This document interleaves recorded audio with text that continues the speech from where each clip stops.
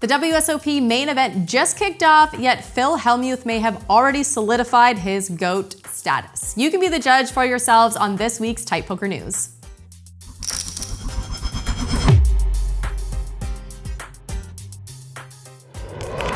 The Poker Brat just scored his 17th bracelet at the WSOP $10,000 Super Turbo Bounty. Let's update his stats. He now has 7 more bracelets than anyone. He's the only player to have wins in 5 different decades. His first being the 1989 main event, cashing out $755,000 or just under $2 million as of today, all at the tender age of 24. If that's not a sign for today's Zoomers to put the bong down and turn off Call of Duty, then I do not know what is. At 5 a.m. in the Paris ballroom, it only took Hellmuth one hand of heads up to take the win from competitor Justin Zaki, followed by an ecstatic prance around the empty Paris ballroom. But there's something a little off here. This final table didn't make it to the final broadcast table. Come on, guys, not to sound like Phil Hellmuth, but is the broadcast team not going to stay up till 5 a.m. for Phil Hellmuth? Spade ends it. Come on, dealer, one time. 5 ends it. A 4, a 3. It all works. And there is the 4.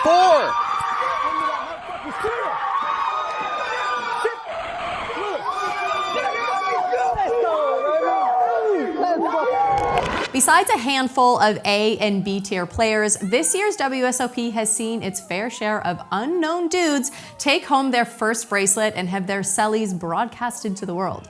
To put things into perspective, the median Twitter followers of this year's winners thus far totals a lackluster 237. Okay, now that's a totally made up statistic, but you get the point I'm trying to make. Phil Hellmuth, on the other hand, has a huge fan base, himself being his own #1 fan. Yet no shine on the main stage for the Brat.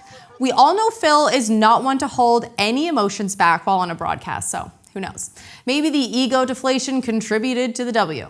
My guess is the guy who edits the swearing out was unavailable at 5 a.m. Game changers tonight. Walker, long 3. Trickled off. Every sport has 1 or 2 notorious clips of athletes celebrating a tad too early. Well, now poker has its very own.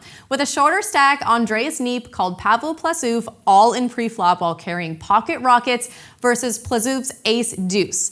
Immediately after making the call, he showed his pink beanie supporters the rockets, exclaiming, "Put the cameras up," unaware his 87% aces would be cracked and he was about to become a poker meme. Put the cameras out. Put the cameras out! Oh my! Donnie! A little bit of a slow roll there, but doing it for the entertainment purposes. Oh my God. I mean, that is a big play with the karma gods. Are we going to see diamonds here, Donnie, because of that slow roll? Oh my God. You can't make up this shit, man. You can't make up this shit. This final table just keeps delivering more and more good moments. Let's see the flop here as Ryo is once again at risk. Oh my God, 3, 5, 10. Always a sweat. Wheel draw for Ryo, or sorry, for Plesuf to send Ryo to the rail potentially. Once again, the dealer gets a talking to. Donnie, there's 60 million chips in the middle. This is massive. For the turn! It's a spade, though. It's a spade. Unbelievable. Wow. It's a spade. Ryo has the ace of spades. I mean, so far, the aces are cracked right now as it stands. Ace is cracked. Spades are still alive for Ryo. Or else, we're down to the final 3. River card. What is it? It's a 7. And the run is over for Ryo Knip. His aces get cracked. If you think that's painful, it doesn't even come close to our cooler of the week, which came at the absolute worst time, the very first day of the WSOP. I don't even need to get into the significance of the main event. So many hopefuls from around the world come with high hopes of making their mark in poker history. This story is just a little reminder of how unfair and cruel poker can really be. This guy, we're not going to name him, nor do we think he wanted to give his name out to any press, got blessed with pocket kings only to be struck down by aces not once, but twice against the same opponent. The second time he called a 5-bet pre-flop, putting him all in just to be met again with aces. And of course, the aces are going to hold. Well, unless you're a German with a pink beanie. Homie could not believe it and just sat there wishing he'd wake up from this nightmare. Legend has it, he's still sitting there today. What's up, guys? He speaks to us. I do. I already lost an all-in.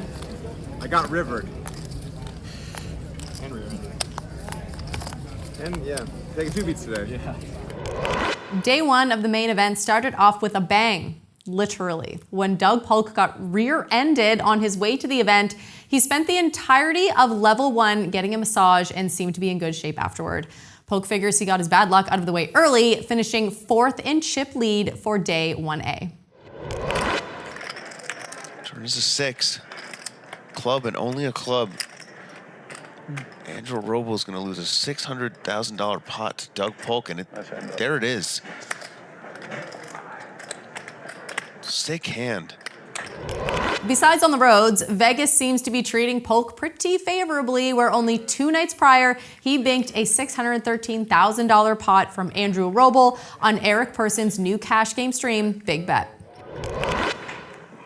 You got an absolute wild animal in your direct left. Sometimes you just got to call it. All right, Eric. It's not my day today. See you later, Same Tosh. See you, Pat. Thanks for the invite today, man. Appreciate it. Thanks for playing with you. Good night, Eric. Sorry. Okay, thank you. Big Bet has been living up to its name. During its inaugural week at the Tropicana, several pots have been 6 figures. One of those being at the expense of show host EP, losing a $407,000 pot and calling it quits on his own show. That's all for this week's Tight Poker News, but make sure to check out our site and socials for the latest in poker news, tips, game guides, and more.